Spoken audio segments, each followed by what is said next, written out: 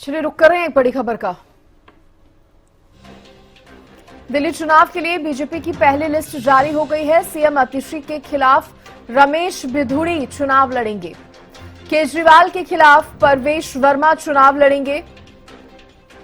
BJP की पहली list में 29 उम्मीदवारों के नाम हैं। दिल्ली चुनाव के लिए भारतीय जनता पार्टी की पहली लिस्ट जारी हो गई है, जहां कुछ नाम सामने आए हैं। केजरीवाल के खिलाफ परवेश वर्मा चुनाव लड़ेंगे। ज्यादा जानकारी देने के लिए दिल्ली से मेरी सहयोगी अपराजिता श्री मेरे साथ जुड़ गई हैं।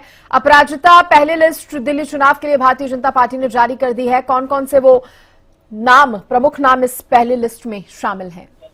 बिल्कुल, देखिए जिसका जिक्र भी आप कर रहे थे कि अरविंद केजरीवाल के सामने परवेश वर्मा चुनाव लड़ते हुए नजर आएंगे भारतीय जनता पार्टी की तरफ से। वहीं कांग्रेस की तरफ से शीला दीक्षित के बेटे संदीप दीक्षित चुनाव लड़ेंगे। यानी भारतीय जनता पार्टी के तरफ से परवेश वर्मा सामने अरविंद केजरीवाल आम आदमी पार्टी की तरफ से, और कांग्रेस की तरफ से संदीप दीक्षित चुनाव लड़ते हुए नजर आएंगे। वहीं अगर और भी सीटों की हम बात करते हैं तो कुल मिलाकर 29 सीट जारी भारतीय जनता पार्टी के द्वारा आज किया गया है। वहीं कालका जी की अगर हम बात करते हैं तो कालका जी भी एक प्रमुख सीट है, क्योंकि मौजूदा मुख्यमंत्री आतिशी वहां से विधायक है और वहीं से चुनाव लड़ती हुई नजर आएंगी। वहीं भारतीय जनता पार्टी ने रमेश बिधूड़ी को वहां से मैदान में उतारा है। वहीं कांग्रेस ने कल इसकी लिस्ट जारी की थी, वहां से अलका लांबा चुनाव लड़ती हुई नजर आएंगी। वहीं आम आदमी पार्टी से आतिशी जो तत्काल में मुख्यमंत्री है दिल्ली की, वो चुनाव लड़ती हुई नजर आएंगी। इसके अलावा अगर और भी सीटों की बात करते हैं, यानी आदर्श नगर से राजकुमार भाटिया चुनाव लड़ते हुए नजर आएंगे। इसके अलावा देखिए दुष्यंत गौतम की बात करते हैं तो करोल बाग से दुष्यंत गौतम रिजर्व सीट है, वहां से चुनाव लड़ेंगे। इसके अलावा कैलाश गहलोत की बात करते हैं, मंत्री रह चुके हैं वो आम आदमी पार्टी की सरकार में, और जिसके बाद अभी से थोड़े ही समय पहले उन्होंने अपना जो पार्टी है वो बदल लिया और भारतीय जनता पार्टी में शामिल हो गए। उन्हें भी टिकट मिली है और बिजवाल सिंह से वो चुनाव लड़ते हुए नजर आएंगे। इसके अलावा अगर बात की जाए तो बादली से दीपक चौधरी चुनाव लड़ेंगे। रिठाला से कुलवंत राणा, नगलोई जाट से मनोज शौकीन, मंगलौरी से राजकुमार चौहान, रोहिणी से विजेंद्र गुप्ता चुनाव लड़ेंगे। शालीमार बाग से रेखा गुप्ता, मॉडल टाउन से अशोक गोयल, करोल बाग से दुष्यंत कुमार गौतम, जिसका जिक्र भी अभी हम कर रहे थे। साथ ही पटेल नगर से राजकुमार आनंद, रजौरी गार्डन से सरदार मंजीदर सिंह सिरसा और जनकपुरी से आशीष सूद चुनाव लड़ेंगे। इसके अलावा अगर जंगपुरा की बात करते हैं तो तविंदर सिंह मारवा,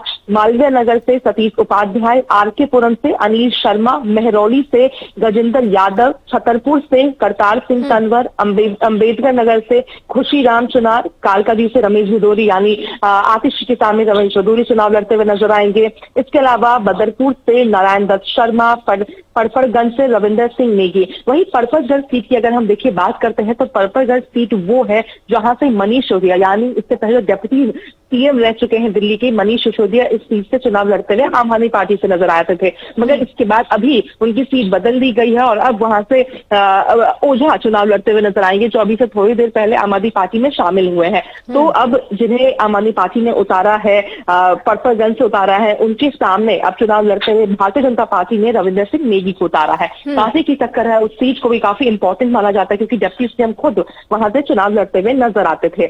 इसके अलावा विश्वास नगर की अगर बात करते हैं तो ओम प्रकाश शर्मा, कृष्णा नगर से अनिल गोयल, गांधीनगर से अरविंदर सिंह लवली, सीमापुरी से शूरी कुमारी रिंकू, रोहतक नगर से जितेंद्र महाजन और गोंडा से अजय महावर चुनाव लड़ते हुए नजर आएंगे। तो कुल 29 सीटों पर भारतीय जनता पार्टी ने नाम ऐलान किया और जल्द ही बाकी सीटों पर भी। अपराजिता, अगर सीएम फेस की बात करें, क्योंकि अरविंद केजरीवाल की तरफ से भी भारतीय जनता पार्टी को लेकर इस चीज पर बार बार निशाना साधा जा रहा है कि दिल्ली चुनाव के लिए सीएम चेहरा नहीं है, एजेंडा नहीं है भारतीय जनता पार्टी का।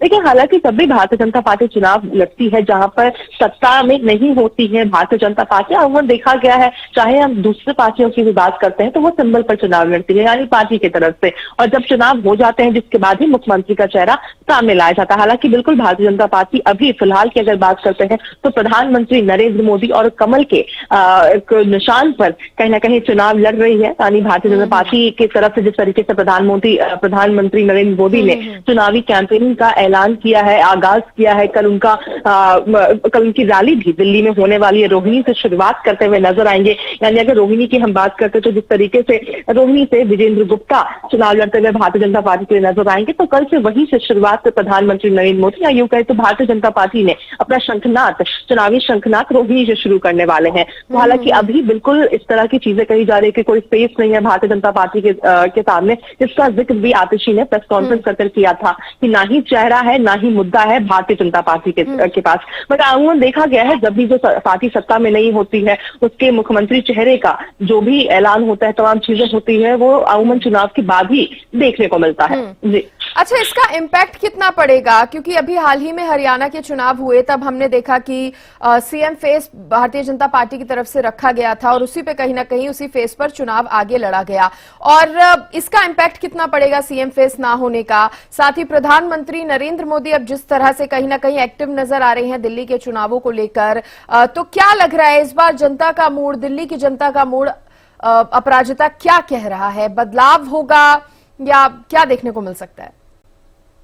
बिल्कुल देखिए, हालांकि अगर चेहरा नहीं है, मगर चूंकि भारतीय जनता पार्टी इस बात पर यकीन रखती है, चाहे अगर लोकसभा के चुनावों की हम बात करते हैं या फिर अगर हम विधानसभा चुनाव की बात करते हैं, तो भारतीय जनता पार्टी कहीं ना कहीं प्रधानमंत्री नरेंद्र मोदी के चेहरे पर चुनाव लड़ी है, उससे ज्यादा कमल के फूल पर, जिसका जिक्र भी अगर हरियाणा के चुनावों की हम यहाँ से बात करते हैं तो कहा जा रहा था कि 90 की 90 सीटों पर कमल का फूल, यानी कमल के फूल को देख करके जनता ने उन्हें वोट दिया, तमाम चीजें की है, तो कमल के फूल पर ही इलेक्शन लड़ा गया। हालांकि बिल्कुल मुख्यमंत्री नारायण सिंह सैनी का चेहरा यहाँ पर रखा गया था, मगर भारतीय जनता पार्टी इस विश्वास के साथ और साथ ही मुख्यमंत्री नारायण सिंह सैनी भी कहते हुए नजर आते थे कि कमल के फूल पर हम चुनाव लड़ रहे हैं। तो दिल्ली में भी इसी पर विश्वास रखते हुए चुनाव लड़ा जा रहा है। हालांकि खामियाजा कहीं ना कहीं नहीं इसका भुगतना हो सकता है भारतीय जनता पार्टी को, क्योंकि कहीं ना कहीं अगर विपक्षी में होते हैं, जिस तरीके से भारतीय जनता पार्टी अभी विपक्षी है दिल्ली में, तो अध्यक्ष को देखा जाता है वीरेंद्र सचदेवा। हालांकि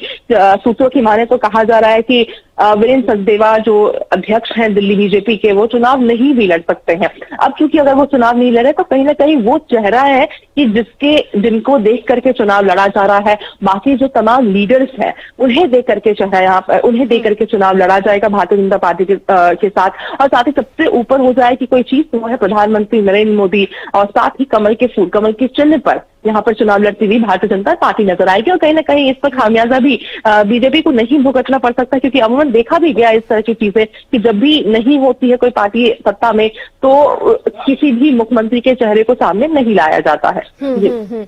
क्योंकि देखिए हम बात कर रहे हैं पहली लिस्ट की, जिस तरह से आपने भी जानकारी दी, प्रमुख सीटों की अगर हम बात करें और कालका जी सीट की अगर हम बात करें तो अतिशी मारलेना के सामने, जो अभी दिल्ली की सीएम है, उनके सामने रमेश बिधूड़ी को, तो इधर आपने जानकारी दी कि कांग्रेस की तरफ से अलका लांबा है, इधर केजरीवाल जहां से उतर रहे हैं परवेश वर्मा उनके साथ सामने रहेंगे, कांग्रेस की तरफ से शीला दीक्षित के बेटे चुनावी मैदान में है। कितना स्ट्रांग मुकाबला ये जो हॉट सीट है उन पर माना जाए अपराजिता? बिल्कुल देखिए, अब क्या दिल्ली का मिजाज है ये खुद में देखने वाली बात होगी, क्योंकि जिस तरीके से अगर हम मुख्य नामों की बात करते हैं, चाहे मनीष सिसोदिया की सीट की हम बात कर ले, जिनकी सीट को बदलकर जंगपुरा कर दिया गया है, जिसके सामने अब सरदार तलविंदर सिंह मारवा चुनाव लड़ते हुए नजर आए, कि तो कुछ ना कुछ कारण रहा होगा जिसके वजह से 2 बार से वो वहां से विधायक रहे पड़पड़गंज से मनीष सिसोदिया, जिनकी सीट अब आखिरी समय में बदल दी जाती है और अब वो जंगपुरा से चुनाव लड़ते हैं। तो कहीं ना कहीं भारतीय जनता पार्टी का हम कह सकते हैं कि भारी होता हुआ यहाँ पे नजर आ रहा है। और जिस तरीके से लगातार अगर हम ऐलानों की भी बात करते हैं तो आम आदमी पार्टी जिस तरीके से लगातार ऐलान पर ऐलान करती हुई नजर आ रही है, तो जिस तरह की परिस्थिति अगर 2015 की हम बात करते हैं 67 सीटें, उसके बाद फिर अगर हम 2020 में 63 सीटें, तो कहीं ना कहीं थोड़ा डाउनफॉल हुआ है। मगर जिस तरह की सीटें विगत 2 टर्म में देखने को मिली थी, इस तरह की उम्मीद इस बार आम आदमी पार्टी कह सकते हैं कि इस तरह पर नहीं खड़ी भी उतर सकती है भारतीय जनता पार्टी का परफॉर्मेंस, क्योंकि अगर लोकसभा चुनाव अभी ही हुए हैं और 7 सीटें पर बेहतरीन परफॉर्मेंस भारतीय जनता पार्टी ने किया और वहीं भी कोई कसर बीजेपी दिल्ली में अपनी सरकार लाने के लिए नहीं छोड़ रही है, तो हर एक मुमकिन प्रयास किया जा रहा है। बड़े से बड़े लीडर्स की ड्यूटी यहाँ पर लगाई जा रही है। दिल्ली में प्रधानमंत्री नरेंद्र मोदी खुद मोर्चा संभालते हुए नजर आ रहे हैं और लगातार बैठकों का दौर भी देखा जा रहा है। और जिस तरीके से अगर एक काफी कॉम्पिटिटिव क्योंकि अगर भारतीय जनता पार्टी को एक तरफ करके अगर कांग्रेस आम आदमी पार्टी की भी हम बात करते हैं, तो जिस तरीके से गठबंधन में चुनाव दिल्ली में लड़ा गया था, तो इसका बहुत बड़ा खामियाजा आम आदमी पार्टी को चुनावों में देखने को मिला था। लोकसभा की अगर बात करते हैं, वोट बहुत इफेक्ट हुए थे, वोट बैंक बहुत इफेक्ट हुए थे, तो इसका कहीं ना कहीं रिफ्लेक्शन विधानसभा चुनावों में भी देखने को मिल सकता है। यानी जो आम आदमी पार्टी की जो वोट बैंक है, कहीं ना कहीं थोड़ा बहुत कांग्रेस को भी सपोर्ट करती हुई नजर आ सकती है। वहीं कांग्रेस की कुछ वोट बैंक आम आदमी पार्टी के पास भी जा सकते हैं, जिसका सीधा फायदा भारतीय जनता पार्टी को होता हुआ नजर आ सकता है। और अगर ऐसा होता है तो जो परसेंटेज ऑफ वोट्स होते हैं वो सीधा एक दूसरे में अगर बिटते हैं, यानी आम आदमी पार्टी और कांग्रेस के बीच में अगर कॉन्फ्लिक्ट होती है, तो सीधा फायदा उसका भारतीय जनता पार्टी को मिलेगा।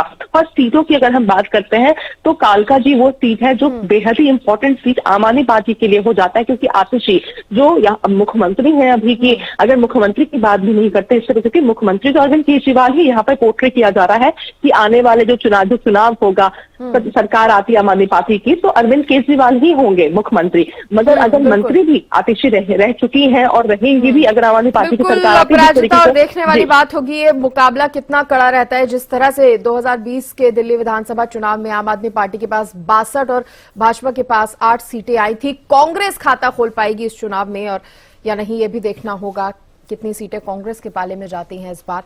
बहुत शुक्रिया आपका जुड़ने के लिए अपराजिता और जानकारी देने के लिए।